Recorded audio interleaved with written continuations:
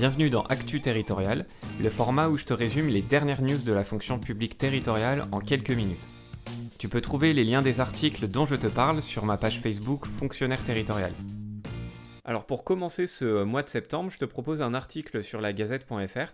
C'est une interview d'Alain Cluzet sur les mégalopoles qui ne seraient pas l'avenir de la planète, selon lui.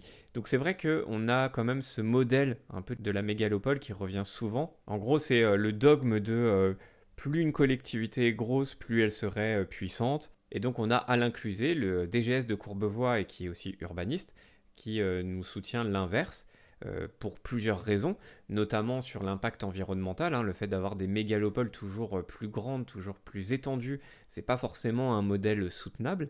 Alors il nous prend plusieurs exemples pour illustrer ça. On a par exemple Lagos, qui pèse aujourd'hui 20 millions d'habitants et qui arrivera sans doute à 80 millions à la fin du siècle. Eh bien cette mégalopole n'est pas forcément plus puissante que Francfort ou San Francisco qui ont chacune moins d'1 million d'habitants. Donc il ne faut pas raisonner juste en termes démographiques pour le développement d'une ville.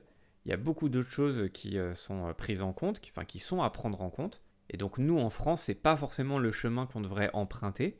L'idée, c'est pas forcément de développer Paris jusqu'à la congestion totale. Il serait peut-être plus intelligent de développer les régions aux alentours, les autres villes, les métropoles, mais pas que. On voit aussi qu'il y a de plus en plus de personnes qui disent que il faudrait aussi développer les villes moyennes et de ne pas avoir seulement quelques pôles comme ça d'activité à travers le pays. Alors pour plein de raisons, mais même en termes de qualité de vie, on voit bien qu'à Paris, les prix du logement explosent complètement.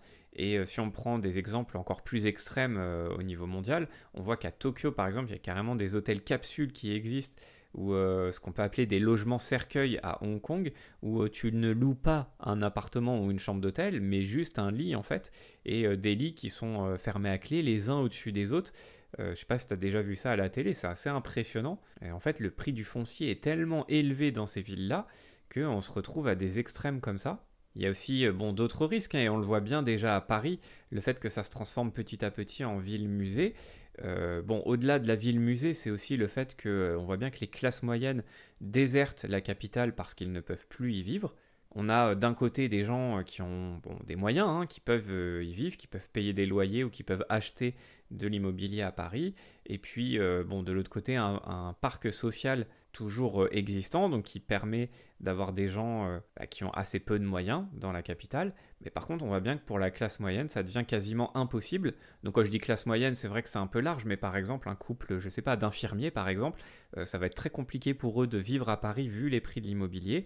Et c'est pas forcément un modèle donc, qui est souhaitable pour avoir des villes quand même équilibrées avec tout type de population. Donc voilà, moi cette question-là, elle m'intéresse depuis un moment.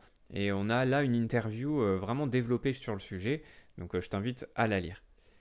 Ensuite, de façon plus terre-à-terre, on a des questions sur le fait d'être agent ou manager dans la fonction publique territoriale en cette période de Covid, avec notamment la question des masques. Par exemple, si un agent refuse de porter le masque, ce qu'on nous dit, c'est que cet agent peut être puni.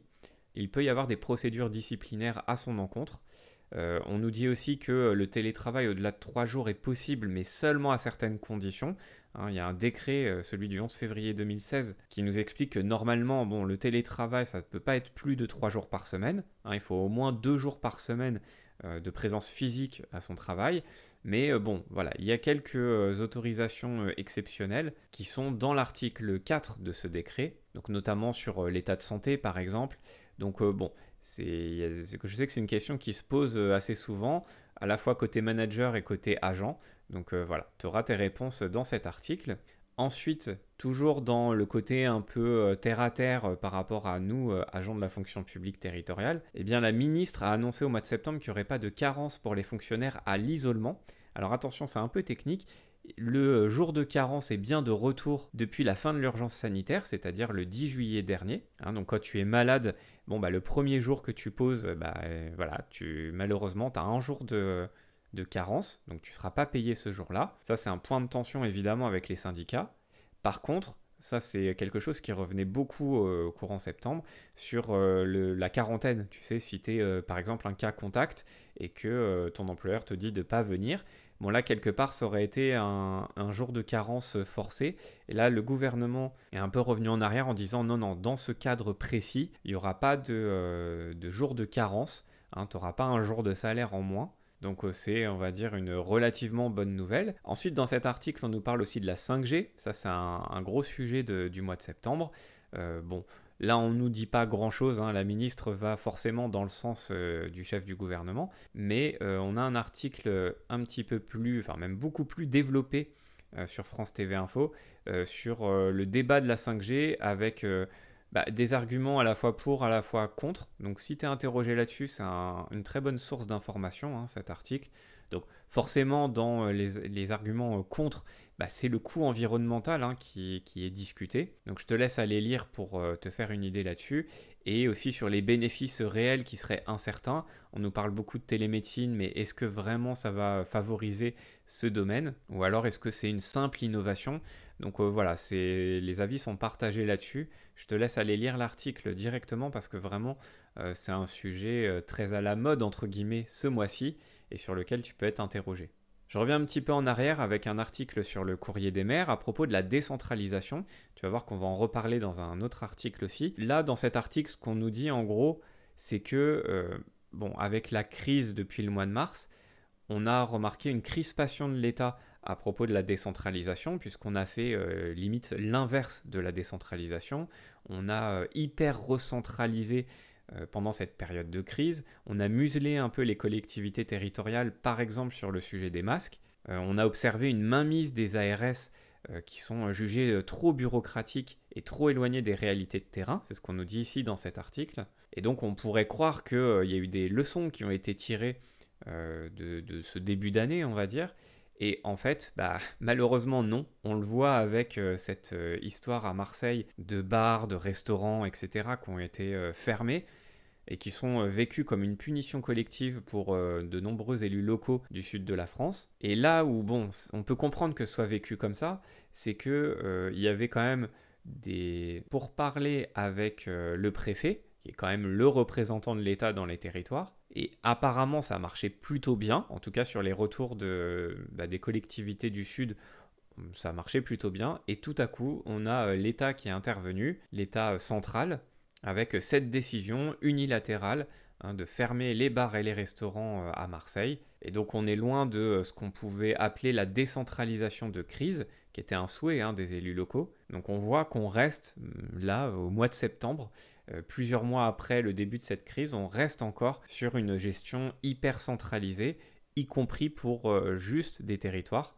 puisque c'est pas non plus un reconfinement national, là c'est une décision locale, mais qui a été prise par l'État central. Et enfin, un dernier article sur France Info, sur les élections sénatoriales donc, qui ont lieu fin septembre. Et tu dois savoir que c'est un scrutin un peu particulier en France.